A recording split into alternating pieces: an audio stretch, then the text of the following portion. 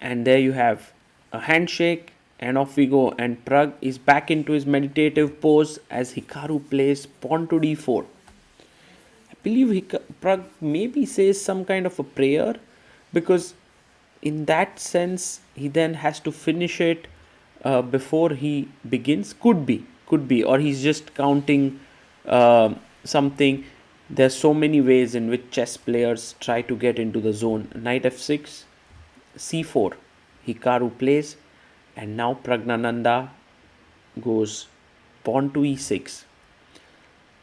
Hikaru has to maintain a fine balance between being solid here and also playing for a win. So it makes sense what he does here. Knight to c3, inviting Pragg to play bishop b4 and get into Nimzo-Indian territory, which Pragg takes up the challenge. Pawn to e3, the Rubinstein system.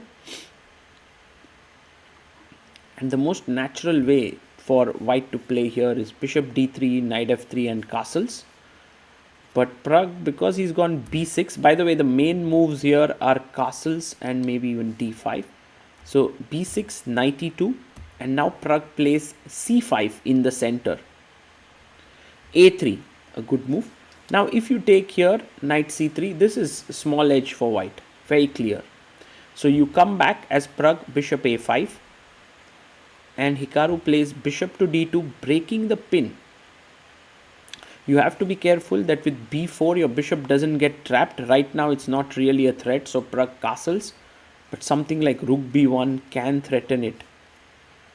Hikaru goes pawn to d5, gaining space in the center.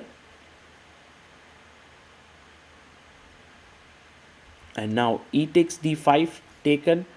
If c takes d5, then bishop b7. So Hikaru goes knight d5. Now this is lesser played. There are around only 10 games with this move.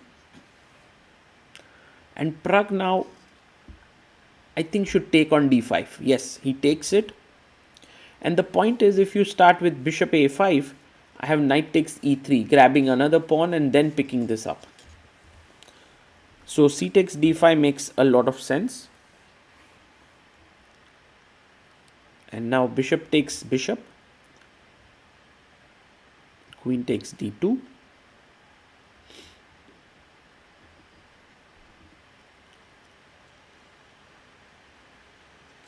And now bishop comes out to a6. A very nice move. Just looking at this diagonal. d6, knight d7. Continue normally is what Pragg would like to do. Knight g3. Hikaru offers the trade of bishops. What you have to understand here is the pawn structure. In terms of pawn structure, white has a central majority here. After takes, king takes, you will see that there are 3 pawns here, while black has a queenside majority, 3 versus 2. And so the one who uses the pawn majority better will get an advantage. Pragg goes d6,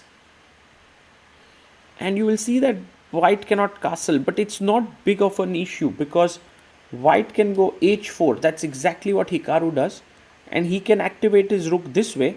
The king can take up the g1 square.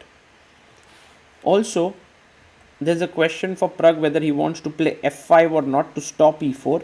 For now he's going knight d7, and maybe Hikaru wants to play e4. Yes, so he clamps down on the f5 square. I think the position is sharpening up. It's getting exciting. Queen f6. The queen looks here also on this diagonal.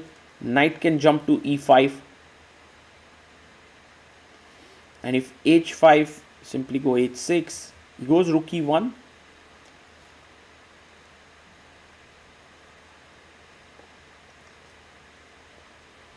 And now pawn to g6 played by Pragg. He stops the knight from jumping around, but at the same time does create a hook which Hikaru immediately latches onto, opening up the rook on h1. Knight to e5 play.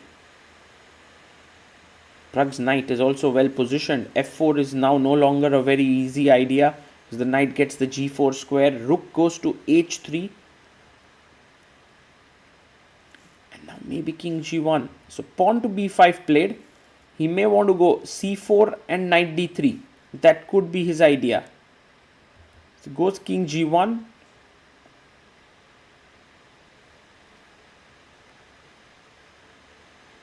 And now pawn to c4.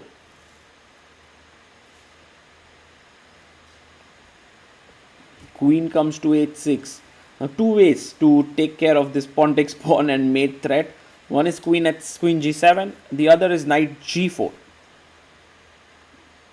And Pragg plays knight g4. He's careful not to blunder into some sacrifice and some mating attack that's not happening. This is just winning. So comes back with the queen. And now Pragg can continue the game with rook a e8, I believe. Just get your rook into the game. He goes back knight e5. Well, the ideal spot for the knight is d3 to hit the rook. But Hikaru goes back to h6. And Pragg goes back knight g4. Queen d2. Does Pragg want to play on? Does he want to take a draw? Big question to him.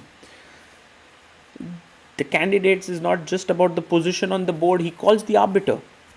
It's also about the tournament situation. With Pragg being on 2.5, Hikaru being on 1.5. I believe both want to win.